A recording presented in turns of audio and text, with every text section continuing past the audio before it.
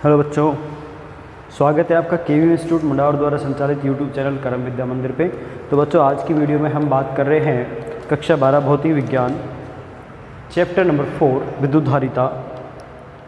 इस चैप्टर में हमने बहुत सारे टॉपिक पढ़ लिए हैं। संधारित्र की धारिता, संधारित्रों का संयोजन, गोलीय संधारित्र, समांतर प्लेट संधारित्र वगैरह वगैरह बहुत सारे टॉपिक हम पढ़ चुके हैं। आज हम पढ़ेंगे कि संधारित्रों के संयोजन में संचित ऊर्जा। टॉपिक का नाम है संधारित्रों के संयोजन में संचित ऊर्जा।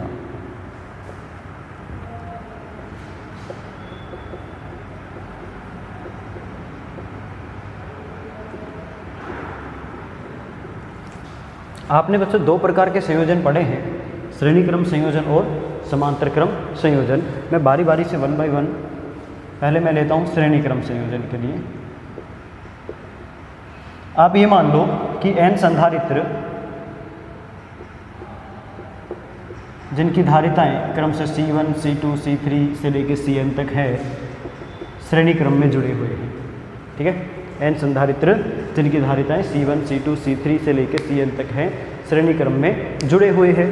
ठीक है, इस तरह से C1, C2, C3, C4 and dot श्रेणी क्रम में एक V वोल्ट की बैटरी से जुड़े हुए हैं। ओके, इस तरह की व्यवस्था है।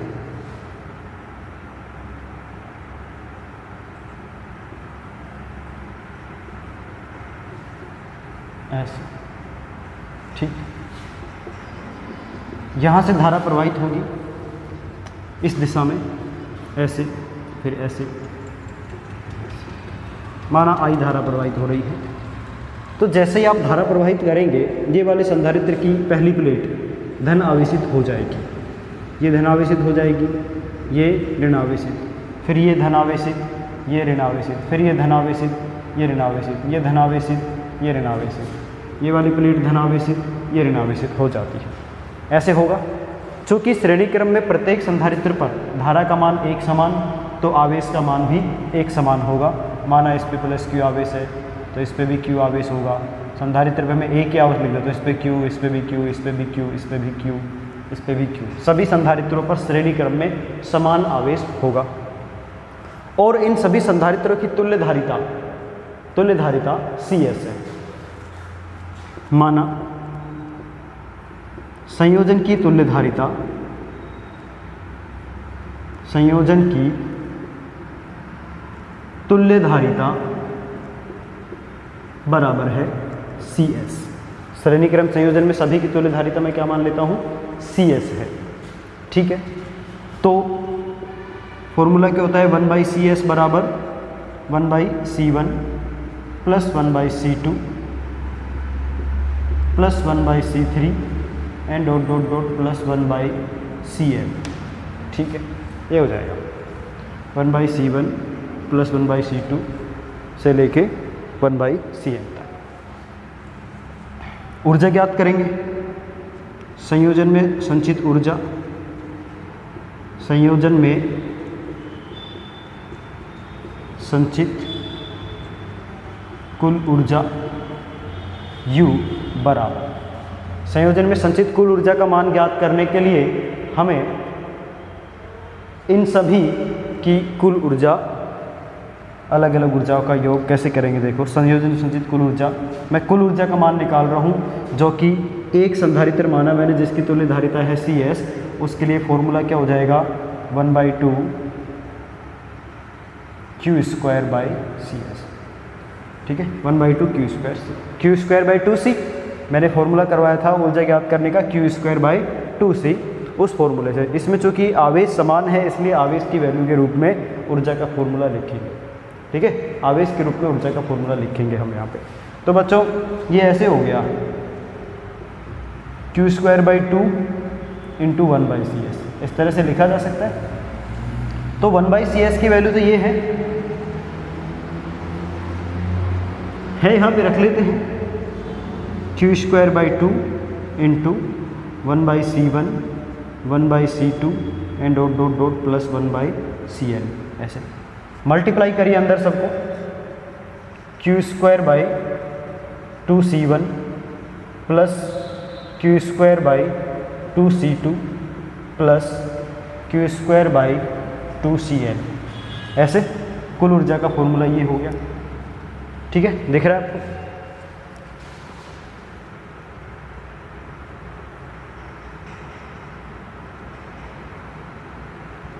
ठीक है भाई, ये है।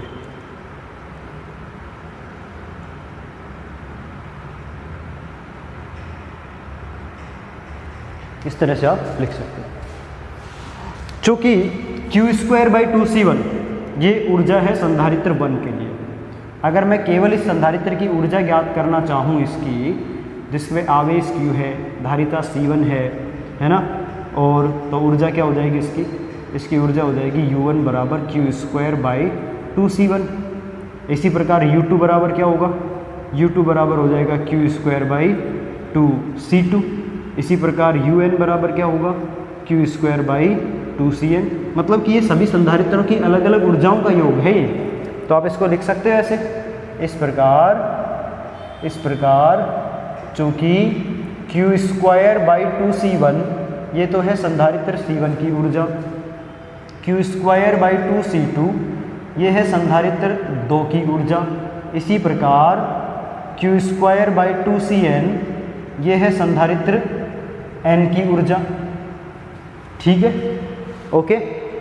तो ये सारे मान यहाँ पे रखे तो ये u बराबर आएगा u1 plus u2 and dot dot dot plus un। या आप इसको लिख सकते हो sigma i equals to 1 to n ui। तो जब n संधारित्र जिनकी धारिताएं c1 c2 and dot dot dot cn हैं श्रेणी क्रम में जुड़े हुए हैं, तो उनमें संचित कुल ऊर्जा का मान सभी संधारित्रों की ऊर्जाओं के योग के बराबर होता है।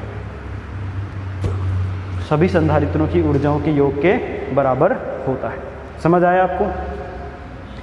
चूंकि देखो इसमें आवेश का मान समान होता है, इसलिए ऊर्जा का फॉर्मूला आवेश के रूप में लिखना आप। ठीक है, क्योंकि जो राशि नियत रहती है उसी राशि के रूप में आप ऊर्जा को लिखेंगे। ये श्रेणी क्रम संयोजन है, नोट कर लीजिए।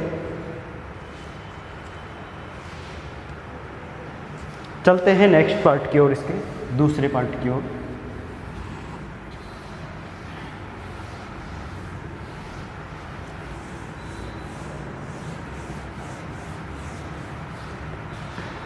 सेकंड पार्ट है बच्चों समांतर क्रम संयोजन।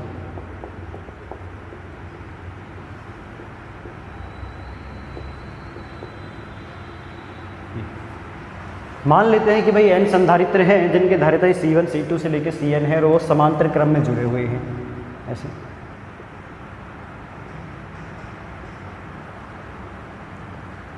जी, ये है संधारित्र c1, ये संधारित्र c2, ये संधारित्र c3 और ये संधारित्र cn। ये सभी एक समांतर क्रम में जुड़े हुए हैं।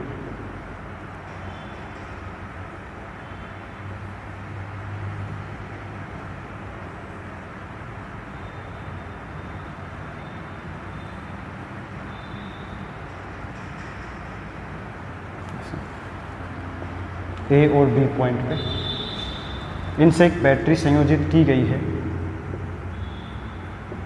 जिसका विभवांतर है V वोल्ट। यहाँ से धारा प्रवाहित होगी। ठीक है, धारा इसमें इसमें इसमें इसमें, ये संधारित्र C1 है, ये C2 है, ये C3 है और ये Cn है। ऐसे ये परिपथ है। तो इस परिपथ में संयोजित कुल ऊर्जा का मान हमें संयोजित ऊर्जा का मान ज्ञात करना है। तो बच्चों देखो ये समांतर क्रम में जुड़े हुए हैं, तो संयोजन की पहले तो तुल्य धारिता ज्ञात करो। संयोजन की तुल्य धारिता Cp मान लेता हूँ, जो कि समांतर क्रम में जुड़े हुए हैं सारे संधारित्र, तो सभी संधारित्रों की धारिताओं के योगफल के बराबर होगी। ठीक है, अब कॉमन चीज़ क्या है, आवेश का वितरण तो सब पे अलग अलग होगा, इस पे अलग आवेश होगा, इस पे अलग, इस पे अलग, क्योंकि इस पे धारा I1 प्रवाहित होगी, इस पे धारा I2 माना, इस पे धारा I3, इस पे धारा IN, तो धारा I भी n भागों में बट गई, ठीक है, तो बराबर नहीं है। लेकिन ये सभी संधारित्र एक ही कॉमन पॉइंट विभवांतर A और B के बीच में जुड़े हुए हैं। देखो पहला भी A और B के बीच में है, दूसरा भी A B के बीच में है, तीसरा भी, चौथा भी, तो इन पे विभवांतर समान होगा, विभवांतर समान होगा। इसलिए संयोजन की कुल ऊर्जा आप विभवांतर के पदों में लिखेंगे। संयोजन की कुल ऊर्जा कैपिटल U बराबर, विभवांतर के रूप में मैंने फॉर्मूला कराया था 1/2 CV², ये होगा, तुल्य धारिता है इसकी Cp के बराबर और विभव इसका V के बराबर है, तो इसकी तुल्य ऊर्जा ये हो जाएगी। आप भाई इसमें V²/2 बाहर कर लिया, Cp की वैल्यू रख दो, C1 + C2 + C3 and dot dot dot plus Cl। U बराबर, इसको आप अलग अलग मल्टीप्लाई करके लिखेंगे तो ये ऐसे आएगा 1/2 C1V² + 1/2 C2V² and plus 1/2 CnVn²। ठीक है बच्चों, अब आप ये देखिए कि जो 1/2 C1V² है, केवल C1V², देखो ये वाला संधारित्र, इसकी संधारिता है C1 और इस पर विभव कितना है V, तो इसकी ऊर्जा कितनी हो जाएगी 1/2 C1V²। ठीक है, इसको मैं U1 मान सकता हूँ। दूसरे संधारित्र की ऊर्जा देखो 1/2 C2V² होगी, इसकी धारिता C2 है तो इसको U2 मान सकते हैं। तीसरे संधारित्र के लिए 1/2 C3V², इसको आप U3 मान सकते हैं।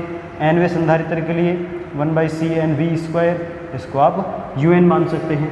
तो यही तो आ रहे हैं, ये U1 है, ये U2 है, ये UN है, अर्थात U बराबर हो गया U1 + U2 and plus UN। U बराबर U1 + U2 + UN, या U बराबर sigma I = 1 to n UI। यहाँ पर भी वही फॉर्मूला आ रहा है जो श्रेणी क्रम में आया था, अर्थात इस संयोजन में, समांतर क्रम संयोजन में भी अगर संधारित्र जुड़े हुए हैं तो उनकी तुल्य ऊर्जा, उनमें संचित कुल ऊर्जा का मान अलग अलग संधारित्रों की ऊर्जाओं के योगफल के बराबर होता है।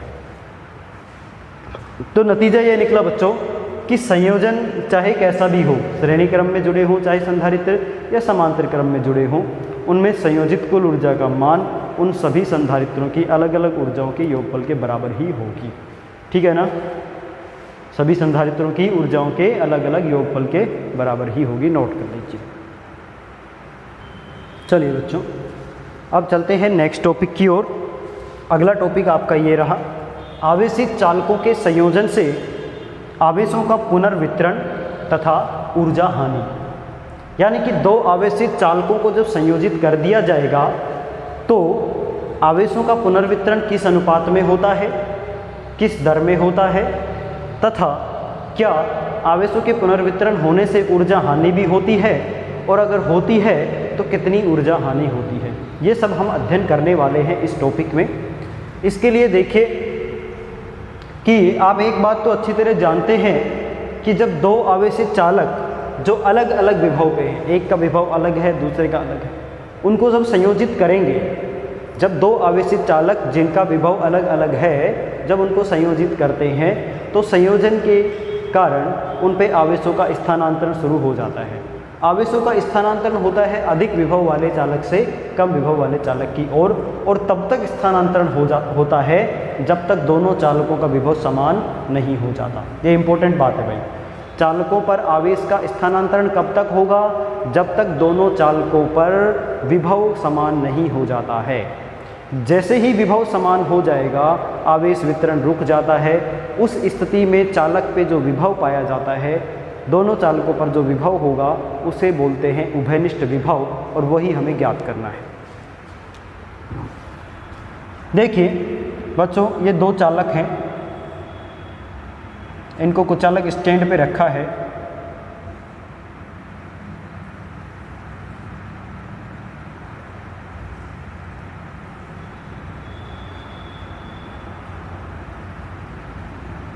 ये कुचालक स्टैंड बनाए मैंने इस तरह से लाइनिंग करके। कुचालक स्टैंड इसलिए बनाए हैं मैंने ताकि इनका आवेश इन गोलों पर ही रह सके, वो पृथ्वी से संपर्कित ना हो सके, आवेश पृथ्वी में ना जा सके। ये गोला ए है, ये गोला बी है। इसको आवेशित किया गया है प्लस आवेश से, प्लस Q1 आवेश से। इसको आवेशित किया गया है प्लस Q2 आवेश से। और चूँकि दोनों पे विभव अलग अलग है, इस पे विभव मैंने V1 माना इस पे विभव V2 है, और इसकी धारिता है C1, इसकी धारिता है C2। माना C1 और C2 धारिता के दो गोलीय चालक A और B है, जिन पे आवेश और विभव क्रमशः Q1 V1 और Q2, V2 है। समझ गए थोड़ी? अच्छा जी। तो ये स्थिति है संयोजन से पूर्व की। इन दोनों को अभी मैंने संयोजित नहीं किया है, दोनों अलग अलग रखे हैं, तो ये स्थिति है संयोजन से पूर्व की। ठीक है बच्चों? तो इस स्थिति में देखिए आवेश Q1 कितना होगा? Q1 बराबर, बच्चों Q1 बराबर होगा C1 V1 तथा Q2 बराबर कितना होगा? C2 V2, क्योंकि Q बराबर फॉर्मूला होता है CV। इस पे धारिता C1 विभव V1, तो C1 V1, इस पे इतना। तो कुल आवेश ज्ञात करें तो संयोजन से पूर्व कुल आवेश, संयोजन से पूर्व कुल आवेश बच्चों Q मान लेता हूँ मैं, जो कि Q1 प्लस Q2 के सम के बराबर होगा। तो Q बराबर है C1 V1 plus C2 V2। इसे इक्वेशन नंबर 1 लिख लीजिए। ठीक है भाई, समीकरण नंबर 1। अब मैं क्या करता हूँ, इन दोनों चालकों को एक पतले तार से ऐसे जोड़ देता हूँ। यहाँ देखिए आप,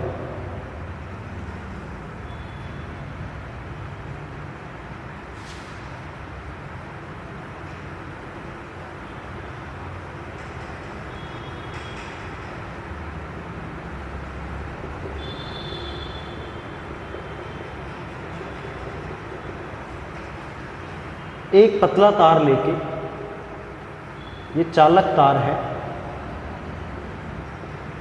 इससे इन दोनों चालकों को कनेक्ट कर दिया है। तो बच्चों जैसे आप इन दोनों चालकों को आपस में कनेक्ट करेंगे तो आवेशों का स्थानांतरण शुरू हो जाएगा। क्यों हो जाएगा? विभवांतर के कारण। इसका विभव अलग है, इसका विभव अलग है, और आवेश अधिक विभव वाले गोले से कम विभव वाले गोले की ओर स्थानांतरित होगा कि नहीं? ठीक है। तो भाई आवेश का स्थानांतरण होगा।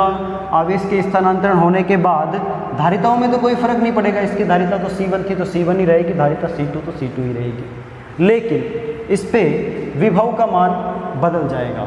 दोनों का विभव कैसा हो जाएगा? समान। माना इस पे विभव V तो इस पे विभव V हो गया। आवेश का मान भी बदल जाएगा। माना इस पे आवेश Q1 डैश, इस पे आवेश Q1 डैश रह गया, और दूसरे पे आवेश हो गया मान लो Q2 डैश। इस पे आवेश रह गया आपका Q2 डैश के बराबर। ठीक है, पहले गोले पे आवेश का मान है Q1 डैश और दूसरे गोले पे आवेश का मान है Q2 डैश। तो आप आवेश ज्ञात करें। Q1 डैश बराबर, इसमें मैंने उभयनिष्ठ विभव क्या मान लिया है? V। माना उभयनिष्ठ विभव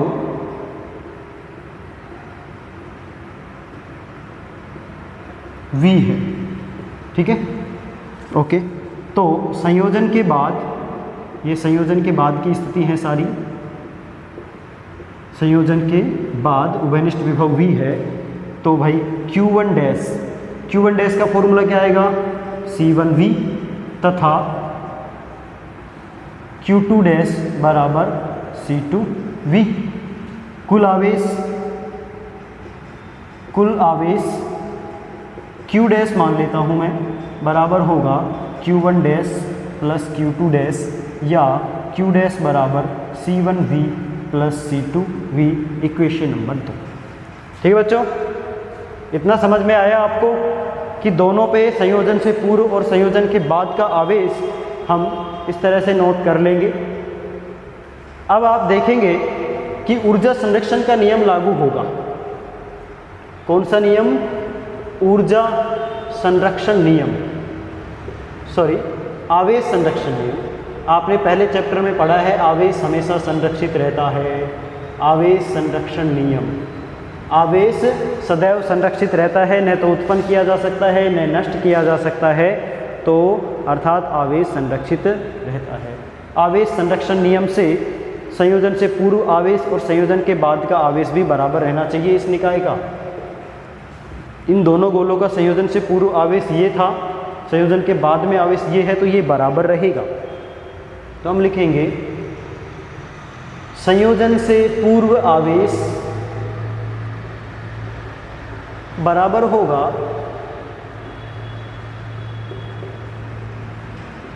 संयोजन के बाद आवेश के। ठीक है, संयोजन से पूर्व आवेश C1V1 प्लस C2V2 बराबर है C1V प्लस C2V संयोजन के बाद आवेश के। ठीक है भाई, अच्छा जी, तो C1V1 प्लस C2V2 बराबर, यहाँ से V को कॉमन किया जा सकता है, ब्रैकेट में C1 प्लस C2, हमें उभयनिष्ठ विभव की वैल्यू प्राप्त हो जाएगी। इसका डिवाइड कर दीजिए, C1V1 प्लस C2V2 बटे C1 प्लस C2 बराबर V।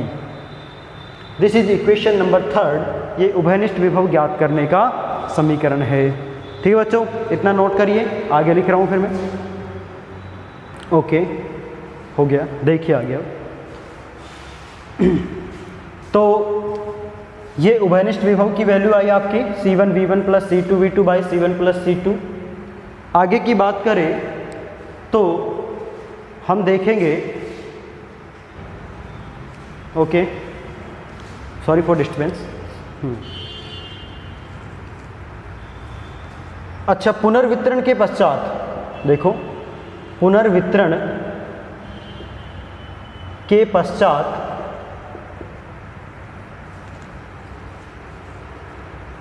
ये आवेश था Q1 डैश और Q2 डैश। पुनर्वितरण के पश्चात आवेश कितना था, Q1 डैश और Q2 डैश। तो इनका अनुपात निकाल रहे हैं हम, आवेशों का अनुपात। यही पढ़ना था हमें एक तो, कि भाई जब दो गोलों को, जो चालक आवेशित चालक गोलों को संयोजित किया जाए तो भाई उनके आवेशों का पुनर्वितरण पे क्या प्रभाव पड़ता है। तो आवेशों का पुनर्वितरण Q1 डैश बटे Q2 डैश हो गया। Q1 डैश की वैल्यू C1V और Q2 डैश की वैल्यू C2V आई, V से V कैंसिल, तो बराबर होगा C1 बटे C2 के। अर्थात Q1 डैश बटे Q2 डैश बराबर हो गया C1 बटे C2। अर्थात पुनर्वितरण के पश्चात आवेशों का अनुपात उनकी धारिताओं के अनुपात के समान होगा। इसका मतलब क्या है, इसका मतलब है धारिताओं का अनुपात, संयोजन में लगे संधारित्रों की धारिताओं का अनुपात पुनर्वितरण के पश्चात आवेशों के अनुपात के बराबर होता है, आवेशों के अनुपात के बराबर होता है। ठीक है, तो Q1 dash by Q2 dash बराबर हो जाएगा C1 बाई C2। ओके, इतना समझ में आया आपको? ठीक है, अब हम आगे की कार्रवाई करते हैं। आप ये मान के चलिए कि संधारित्र C1, ये जो पहला चालक गोला था A, उस चालक गोले A का विभव V1 था और B का विभव V2 था। तो मैं ये मान लेता हूँ कि माना V1 का मान V2 से ज़्यादा है, माना V1 का मान V2 से ज़्यादा है, तो भाई जो उभयनिष्ठ विभव होगा, उभयनिष्ठ विभव वो V1 से कुछ कम हो जाएगा और V2 से ज़्यादा। देखो, जब आप दोनों चालक गोलों को संयोजित करेंगे तो विभव अधिक वाले गोले का कम होने लगेगा और कम वाले का बढ़ने लगेगा। क्यों? क्योंकि अधिक विभव वाले गोले से आवेश कम विभव वाले गोले की ओर जाएंगे। तो ऑब्वियसली सीधी सी बात है, जिस पे विभव अधिक था उसके आवेश कम होने लगेंगे और आवेश कम होने के कारण उसका विभव घटना शुरू हो जाएगा और दूसरे गोले का विभव बढ़ना शुरू हो जाएगा। तो यानी कि ये स्थिति हो जाएगी कि जो उभयनिष्ठ विभव है V, उसका मान V1 से ज़्यादा होगा और V2 से कम होगा। ठीक है, यही स्थिति उत्पन्न हो जाएगी। जो उभयनिष्ठ विभव हमने ज्ञात किया, उस उभयनिष्ठ विभव का मान V1 से कम होगा, V2 से ज़्यादा होगा। ठीक है, तो गोले A के विभव में परिवर्तन ज्ञात करें।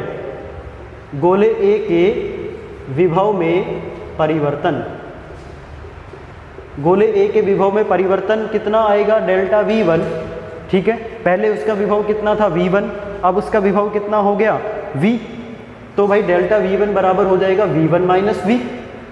डेल्टा V1 बराबर होगा V1 माइनस V। V उभयनिष्ठ विभव है, वहाँ से रख लीजिए वैल्यू इसकी, C1V1 प्लस C2V2 बटे C1 प्लस C2, ठीक है। तो डेल्टा V1 बराबर होगा, बच्चों यहाँ से एलसीएम ले लीजिए आप, C1 प्लस C2 एलसीएम आया C1 प्लस C2, तो ये होगा इधर C1V1, मैं इसको मल्टीप्लाई करूँगा इसके साथ, C1V1 प्लस C2V1 माइनस, इसको भी मैं ओपन कर लेता हूँ ब्रैकेट को, C1V1 माइनस C2V2।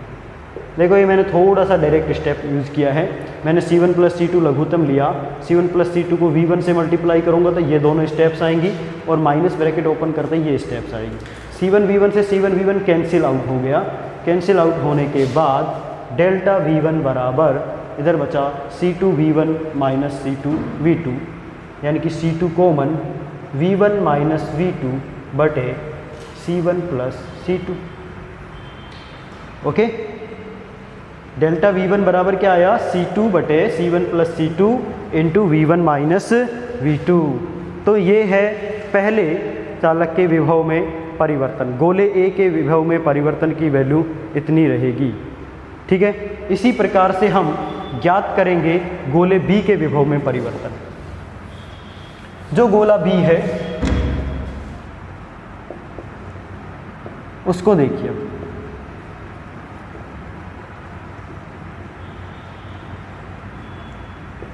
गोले बी के विभव में परिवर्तन डेल्टा V2 से लिखा जाएगा। देखिए V ज़्यादा है V2 कम है, तो V माइनस V2 लिखेंगे, V माइनस V2, तो डेल्टा V2 बराबर V की वैल्यू है C1V1 प्लस C2V2 बटे C1 plus C2 minus V2। So delta V2 बराबर, यहाँ पे भी एलसीएम ले लीजिए, ये C1V1 C2V2 ये तो सेम रहेंगे, इसका एलसीएम लिया आपने C1 प्लस C2, तो बच्चों C1 प्लस C2 को यहाँ से मल्टीप्लाई किया तो माइनस का C1V2 लिखा जाएगा, फिर आएगा माइनस C2V2 ये, तो बच्चों C2V2 से C2V2 कैंसिल हो गया, डेल्टा V2 बराबर C1V1 माइनस C1V2 बटे C1 प्लस C2 बराबर, चूँकि यहाँ से C1 कॉमन है तो आप लिख सकते हो C1 बटे C1 प्लस C2, दिख रहा है आपको, ये है इस तरह से, ओके। तो डेल्टा V2 बराबर है C1 common V1 minus V2 बटे C1 प्लस C2, ठीक है भाई। ये दूसरे चालक गोले B के विभव में परिवर्तन है, जिसकी वैल्यू ये आई, और पहले चालक गोले के विभव में परिवर्तन डेल्टा V1 बराबर वहाँ पे लिखा हुआ है, जिसकी वैल्यू है C2 into V1 minus V2 बटे C1 प्लस C2। तो विभव में परिवर्तन का अनुपात भी देख लीजिए, विभव में परिवर्तन का अनुपात भी देख लीजिए। विभव में परिवर्तन का अनुपात, पहले गोले के विभव में परिवर्तन था डेल्टा V1, दूसरे गोले के विभव में परिवर्तन डेल्टा V2। डेल्टा V1 की वैल्यू ये है C2 into V1 minus V2 बटे C1 प्लस C2। इसमें डिवाइड करिए इसका, C1 into V1 minus V2 बटे C1 plus C2। C1 C2 से C1 C2 कैंसिल हो गया, V1 V2 से V1 V2 कैंसिल हो गया, क्या बचा C2 बटे C1 सॉरी। तो डेल्टा V1 बटे डेल्टा V2 बराबर है C2 बाई C1, अर्थात विभव में परिवर्तन का अनुपात उनकी धारिताओं के परिवर्तन के, धारिताओं के अनुपात के व्युत्क्रम के बराबर है। विभव में परिवर्तन उनकी धारिताओं के अनुपात के व्युत्क्रम के बराबर होता है, ठीक है। चलो नोट कर लीजिए इसको। आपने अभी तक आवेशों के वितरण के लिए पढ़ लिया। अब मैं नेक्स्ट जो बचा हुआ सिस्टम है उसको भी देख लेता हूँ। ऊर्जा हानि हम यहाँ पढ़ने जा रहे हैं कि जब दोनों चालक गोलों को संयोजक तार से जोड़ा जाए तो जोड़ने के बाद उनकी ऊर्जा में परिवर्तन होगा तो कितना परिवर्तन होगा, और ऊर्जा में जो परिवर्तन है वो चालक तार के प्रतिरोध के कारण होगा। ऊर्जा में जो परिवर्तन होगा जो चालक तार आपने जोड़ा है उसमें परिवर्तन के कारण ही होगा। तो चलिए हम देखते हैं कि भाई चालक तार को जोड़ने से पूर्व, संयोजन से पूर्व स्थितिज ऊर्जा ज्ञात करते हैं।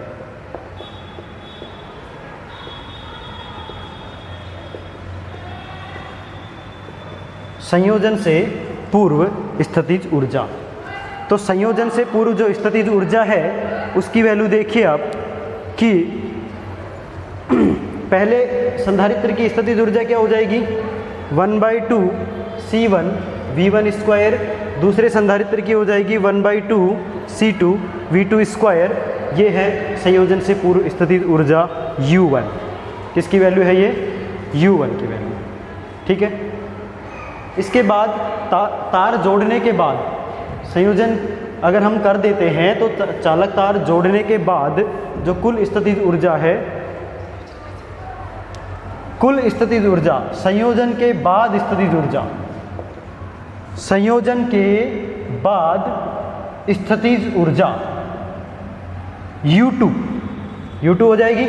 देखो 1/2 C1 V square plus 1/2 C2 V square, क्योंकि विभव तो अब इनका समान हो गया है तो पहले की स्थितिज ऊर्जा C1 V स्क्वायर, दूसरे संधारित्र की C2, दूसरे गोले की चालक की C2 V स्क्वायर हो जाती है, ठीक है। यहाँ पे आप देख रहे हो कि V कॉमन करके हम इसको ऐसे लिख सकते हैं C1 1/2 common C1 plus C2 into V square, ऐसे लिखा जा सकता है। 1/2 कॉमन है C1 plus C2 into V square, चूँकि V है उभयनिष्ठ विभव, V बराबर है C1 V1 plus C2 V2 बटे C1 प्लस C2, ये उभयनिष्ठ विभव है। इसकी वैल्यू यहाँ रख दीजिए तो U2 बराबर है 1/2 C1 plus C2 into V square, इसका स्क्वायर करेंगे C1 V1 plus C2 V2 बटे C1 प्लस C2 का होल स्क्वायर।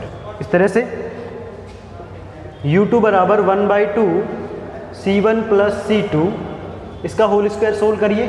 देखिए इसका होल स्क्वायर सोल्व करना है आपको, A प्लस बी का होल स्क्वायर होगा यहाँ पे, A प्लस बी का whole square C1 square V1 square C2 square V2 square plus 2 C1 C2 V1 V2 बटे C1 प्लस C2 का होल स्क्वायर, ऐसे लिख लीजिए इसको, ठीक है। दिख रहा है आपको, ऐसे लिख लीजिए। अब चूंकि आप देखेंगे कि C1 प्लस C2 की एक पावर से C1 प्लस C2 की पावर कैंसिल हो गई है, यहाँ पे क्या बचा U2 बराबर 1/2, ठीक है।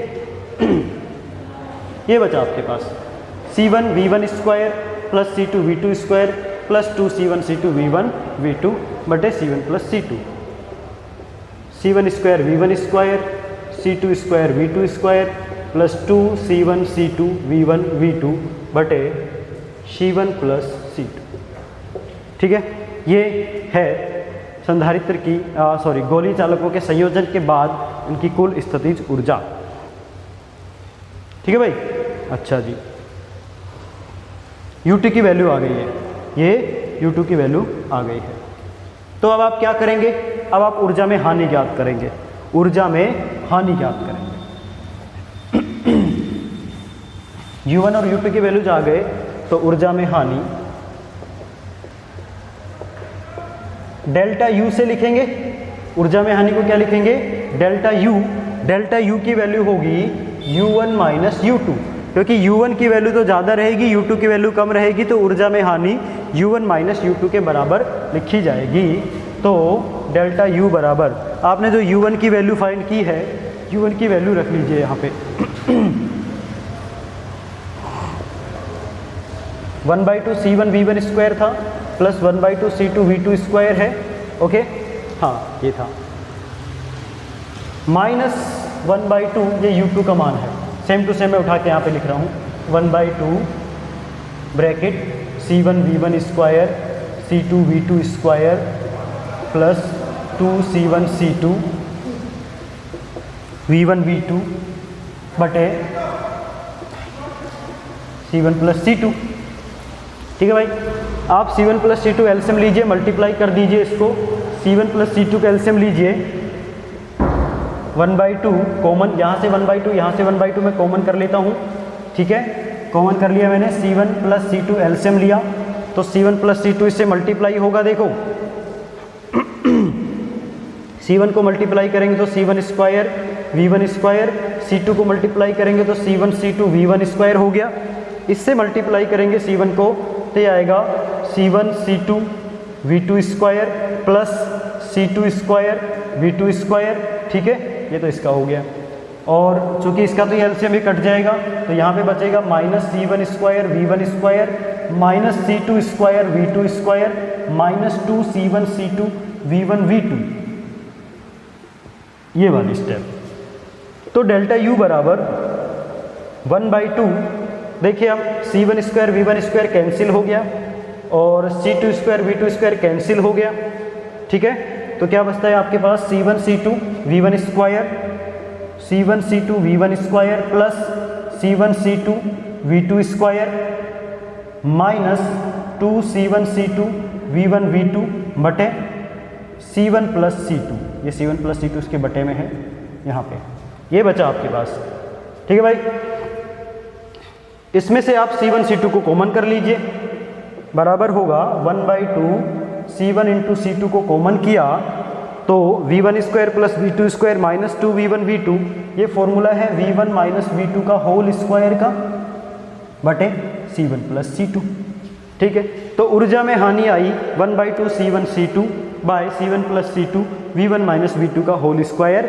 ठीक है, चूँकि V1 माइनस V2 का जो मान है वो चाहे ऋणात्मक है या धनात्मक, उसका वर्ग करने पे वो धनात्मक ही हो जाएगा, तो ओवरऑल ये पूरी वैल्यू धनात्मक रहेगी, अर्थात ऊर्जा में हानि धनात्मक होगी। ऊर्जा में हानि कैसी होगी? धनात्मक होती है। ठीक है भाई, तो इस तरह से आपका ये चैप्टर कंप्लीट होता है। इसको समझ लेना अच्छी तरह से, कोई दिक्कत आपको आती है तो कमेंट में एक बार लिख देना। तब तक पढ़ते रहिए। Thank you.